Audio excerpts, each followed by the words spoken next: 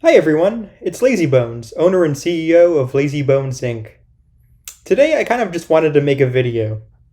After not posting anything for like over a year now, I kind of wanted to just sit down, voice something without a script or not. I kind of wanted to just record something, get something out there because over the past few weeks, I've been kind of carrying the burden of not having a show that's meant so much to me over the last few years not be around anymore after it ended earlier this month. And so I wanted to take this opportunity to just sit down and give my overall thoughts on why the show has meant so much to me and my history with it. And unless you haven't read the video title of of what you're watching right now, of course I'm talking about The Owl House. And so I guess the best way to start things off would be to talk about how I got into it in the first place. It kind of all started all the way back in like the summer of 2020, I think. Must have been somewhere around that, probably later 2020, but anyway, this was around COVID, the pandemic and everything like that. And so I remember seeing like images on my timeline on Twitter when I used to use it a lot more than I should have. But I remember seeing like images and tweets about it and stuff like that. This was before I even watched it or knew what it was about. Because, I even though I was kind of following the cartoon community at the time, I wasn't really into it as much, because I've more been a movie guy over the past several years. But I saw these images of the show before on my timeline, and the first one I remember distinctly was the one of Luce and Amity before they're dancing at the Grom, the Enchanting Grom Fright episode. That one screenshot of them holding hands about to dance. So that was my first exposure to it before I watched it. I didn't watch it until all the episodes were available on Disney Plus in late of 2020, and that's kind of where I started, really. I watched the show, from what I remember, I watched it all fairly quickly, I think. It was, I kind of sped through it. I didn't speed through it necessarily, but I watched it in a pretty short amount of time usually, which I don't watch shows that quickly. So that kind of gives you an idea of how much I was into it at the time. Now, in retrospect, the first season of the show is definitely not without problems, though. It kind of feels like a mix of Gravity Falls and Avatar in a way. Much more so Gravity Falls, obviously, since, the creator Dana Terrace was, involved in the second season of Gravity Falls, but it reminds me a lot more of the first season of Gravity Falls, where, you follow this, and protagonist being kind of, warped into like this weird town or setting or whatever. But I think the first season of Gravity Falls had much more of an identity in its first half. I should say that like the first half of this first season of The Owl House is kind of where I think it was trying to find its footing. Because it definitely wasn't bad, but wasn't really like hitting the nail on the mark per se. I'd say that, it kind of felt more like Gravity Falls, but not as good in its first 10 episodes. Because you had like the body swap episode, I believe that was in season 1A. And, you had like the one where, the Luce and her friends have shrunk and, it's like where they're shrinking. It's kind of like that one episode of Gravity Falls where like, Gideon, shrinks Dipper and Mabel and they get into this whole situation. So there definitely was a lot of repeating from its predecessor, basically Gravity Falls. And so, it kind of had its flaws in its, first half of the season one. But I'd say around the second half of the first season, I think is when it started to get really good. And that's not to say that the first half of season one didn't have its great episodes. I thought the first episode was, in retrospect, is okay. I think that it kind of leans a bit into the kind of cliches of like, I'm not such a dork after all. I can be anything. It's kind of a cute message, like of the whole us weirdos have to stick together, but it just kind of felt too cliche, and with the whole like King like wants to get a crown that turns out to be a Burger Queen, accessory. So like that stuff's cute, but it definitely like wasn't really gripping me as much as the second episode actually. The second episode, which some people seem to not really like, but I actually really liked a lot. It was Witches Before Wizards, and that's the one where like Luce like wants to prove to everyone that she can be a chosen one. So she goes on this quest for, this magical item. And so it turns out that she isn't the chosen one, and that the wizard that sent her on that quest to begin with was kind of lying to her. And I like the message in near the end of the episode a lot because it kind of says, not everyone's a chosen one. If everyone waited to be chosen, they'd die waiting, which I think is a really good message, and I think that's why I like that episode a lot more than a lot of people give it credit for. So yeah, like the first season had rough spots, like in its first half. Of course it had some good episodes, but wasn't quite there yet. I think that the library episode was. I think that's when the show got really good. When you started to see the development of Amity and how there was more to her than it seemed. Like that stuff was interesting. And later on too, it also had a good batch of episodes with Understanding Willow, Wing of Like Witches, Enchanting Gromfrite. So yeah, of course, it definitely had its great batch of episodes. So I'd say the first season overall is pretty strong, thanks to its second half and good episodes in the first half of the season. It really gripped me more than really any other animated show, newer one I should say, over the past several years. I liked Amphibia, definitely very good, but I don't think I had as much of a strong connection with the characters like I do with, Owl House. I also thought that the last two episodes of the season were also pretty strong as well. Especially, I think everyone likes Agony of a Witch the most, but I also think that the last episode was very good too, except the one thing that kind of weirded me a little bit was, the part at the end of, I guess, spoilers, of Young Blood Old Souls when Lilith is kind of saving Ida from her full, like, owl beast form. And so she uses, like, a healing spell to turn her back into, her own self again. But then, Ida has, like, kind of a gray spot, or she has, like, a gray... She had, like, her left or right eye is different now, and so is Lilith, so does, like, it just, that part just kind of, like, I thought was a little weird, like, you're able to just transform someone back into their old self after they turn into an owl beast. Of course, I'm the kind of person that's able to suspend disbelief, but I just found that part to be kind of weird. So that was really it, though. Wing of Like Witches, that was a great episode, by the way.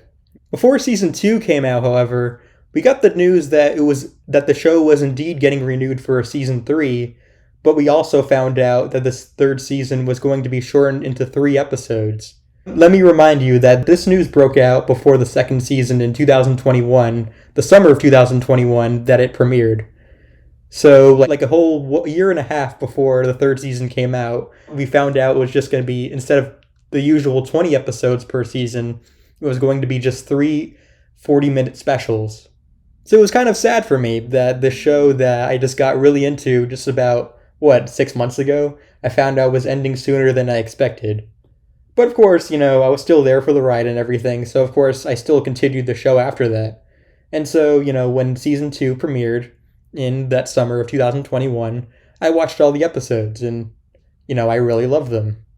I especially was really shocked at the whole Luce and Amity relationship. It happened a lot sooner than I expected. I remember when I used to watch the show closely with some former friends of mine, and we were watching Through the Looking Glass Ruins, we pretty much screamed in joy when we saw Amity kiss Luce on the cheek. It was kind of like a moment in history for us. Especially the first half of season 2 really felt like the season where they're kind of developing everyone's backstories and everything like that. Of course, we had King's backstory, Ida's backstory with a former friend of hers, who became Rain.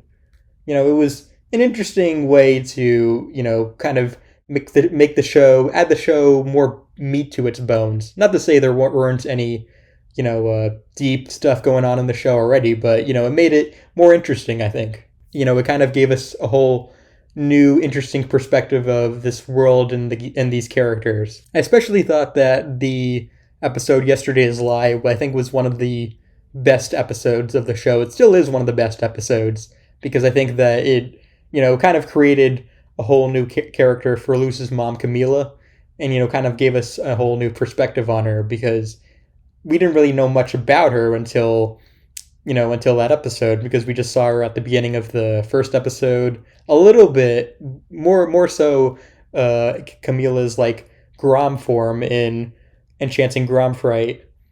But this was like the first episode that we got to know more about her, and we got to know more about like her relationship with Luz and everything like that. And I actually think she's one of the most interesting characters in the show, actually. And so when season 2B premiered around that time, I'm going to be honest, I was kind of depressed during that part of my life because I kind of had a falling out with one of my former friends that kind of took a toll on me for a long time. And so, I kind of closely associated those aforementioned friends with the show so much that it was kind of hard for me to get back into the series after that because, I was really in the dumps during those months, like in April/March of 2022 when season 2B was premiering. So it just really wasn't a good time for me to be watching the show. That said, it was still solid. I mean, it was still really good. Was it as strong as season 2A? Probably not. But that's because I think there was just so much development and like interesting like setup in that first half of season 2 that I think that part of it was stronger, I think. I think there was just more stuff going on. There was still backstory, of course, in season 2B. Like we had the Rain and Ida flashback episode. We had Reaching Out, which I thought was a really good episode. And also Hollow Mind, which is an episode that's grown on me considerably over time. I kind of wrote it off initially as kind of just understanding Willow again, but, with Hunter instead. But I think it was a really interesting setup for, the events to come later on. And, of course, I eventually rewatched season 2B later on and found a new appreciation for it after, I didn't really quite pay attention to it the first time when I was watching it or was binging it.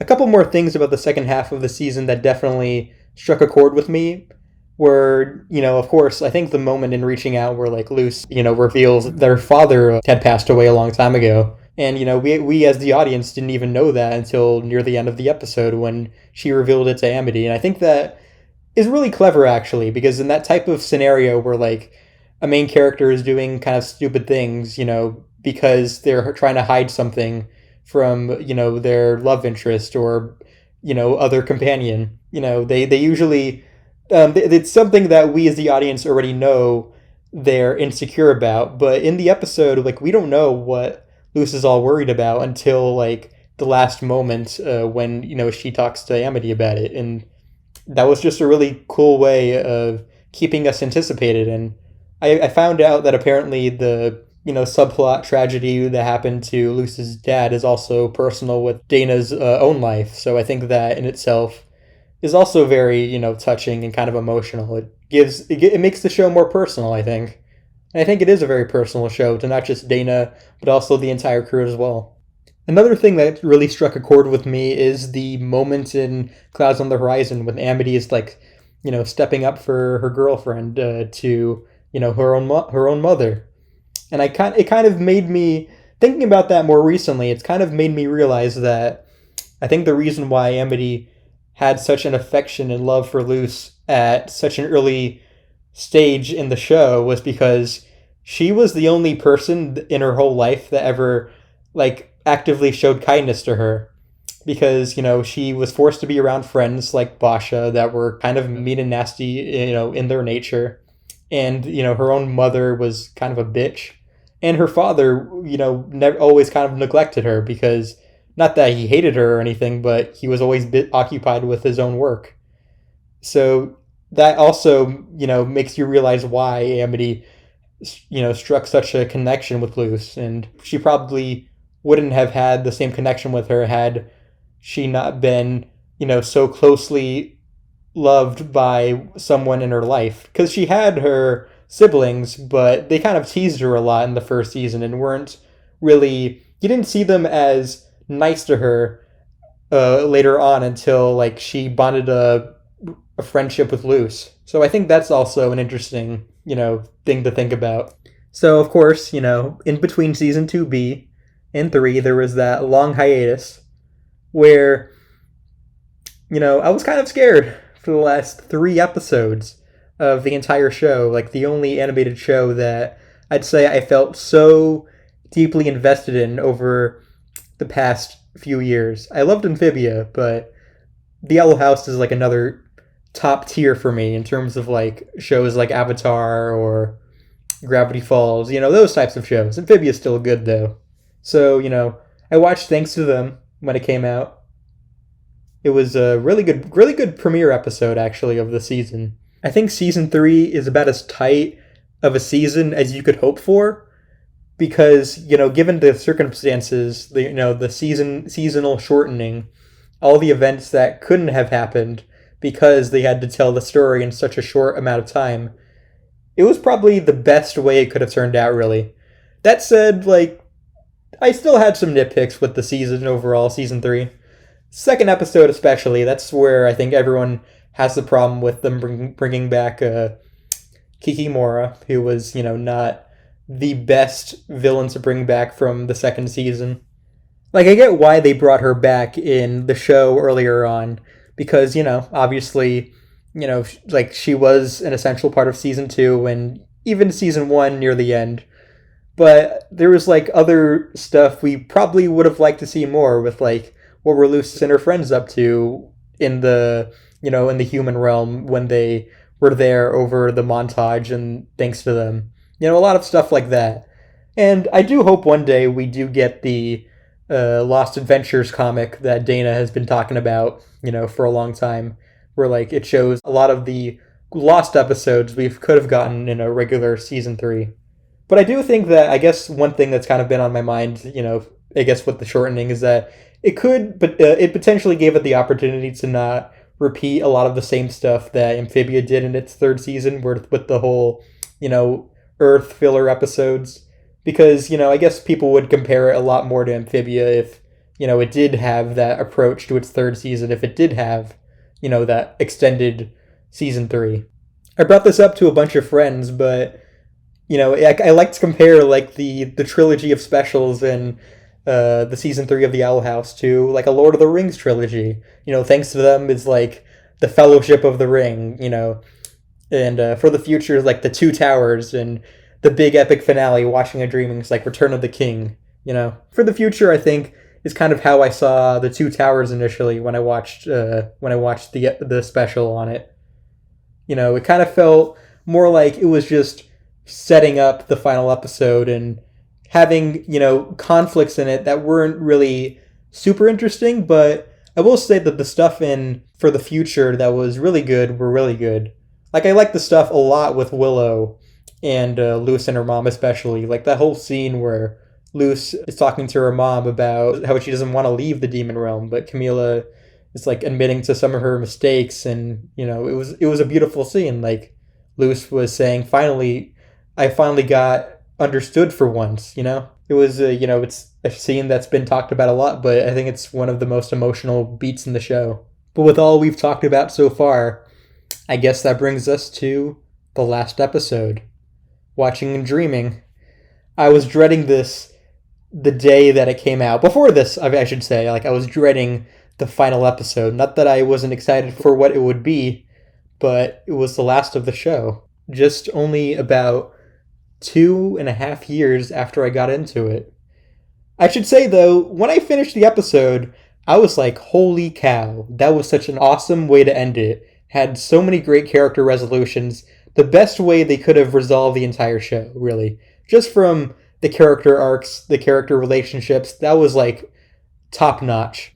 I should say that the whole plot of the last episode did feel kind of reminiscent of its sister show Amphibia in some ways, with Luce, transforming into, getting kind of magical powers and becoming kind of a god at the end, similar to Anne in the last episode, and also meeting an almighty god, after she initially dies. But to be fair, these kinds of things that the show does in its final episode are to be expected for, a series finale of everything that it was built around, like Luce meeting the Titan himself was to be expected because the Titan was set up in the very first season. Or even things like Luce getting Titan powers, because that's to be expected, I guess, from a series finale, because Ida got her own, like, kind of harpy, mode powers, like when she was in season 2. So that's kind of to be expected, admittedly. And, it's a very cool climactic battle. Luce, like, kind of tearing Belos from, like, the heart of the Titan skull. Like, that was really cool. And, they also did the throwback to the very first moment of the show where Luce says, "Do not underestimate me, for I am the Good Witch Luce." Or she doesn't really say Good Witch Luce, she says Good Witch Azura for her school essay, but that's besides the point. But anyway, yeah, it was just a great way to end the series with its character resolutions and also climactic battle as well. Could it have been different had we gotten an extended season 3? Perhaps. But I would like to appreciate what we do have rather than what we don't have. Maybe someday we will find out what an extended season 3 could have been, but for right now, I'm still happy with what we got. It was a fantastic way to end the series, especially with that Lumity kiss near the end. That was chef's kiss. Like, I wanted to see like a Luce and Amity kiss, like, for the whole show that wasn't from a weird angle like it was in Clouds on the Horizon. Like, it was one that was actually, like, you could see on camera, It wasn't, like, covered by anyone's head or anything, if you know what I mean. Of course, there were those things that I would have liked to see in a final episode of The Owl House. I would have liked to see a conversation between Camila and Ida, or even King for that matter. It's kind of something that we kind of wanted to see for most of the show, and we never did get, though. Still, you still do see them meet at the end, without any dialogue, but it's still a nice and touching moment. There is even popular speculation at one point that the whole series would end in a really dark and grim way, because there's rumor that Dana didn't like happy endings, which I don't think that rumor has ever been confirmed or anything like that. It was probably just something that Twitter liked to toss around because Twitter is just idiotic. And so, of course, with that, the show ended. I remember watching it at the very first moment. I was like, this is it. This is the last thing we're ever going to get of the Owl House for a while.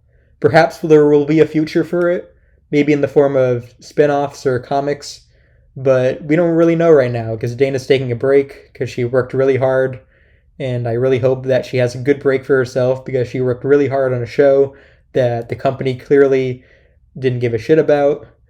But maybe they do kind of give a shit now, because now that all season 3 episodes have been fully uploaded on YouTube, have been garnering millions of views.